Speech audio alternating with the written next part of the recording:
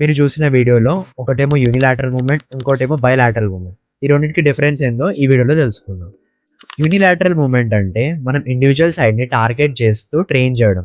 Example dumbbell hammer curls, lunges, single arm tricep extensions.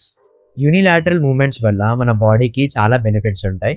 Muscle ఇంబాలెన్స్‌ని overcome చేయొచ్చు. మన బాడీలో overall stability అనేది increase అవుతుంది. మన వీకర్ సైడ్‌ని మనం స్ట్రాంగ్‌గా చేసుకోవచ్చు.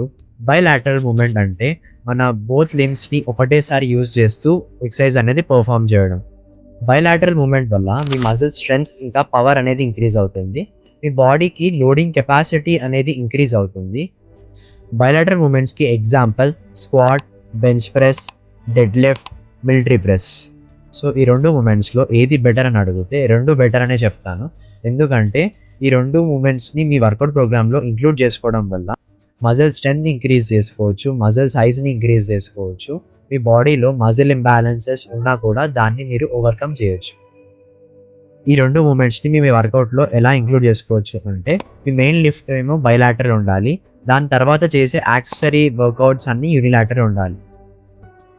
ఎగ్జాంపుల్ మీ మెయిన్ లిఫ్ట్ స్క్వాట్స్ అయ్యుంటే, మీ accessory lift lunges, single leg extensions, single RDLs ఇలా ఉండాలి.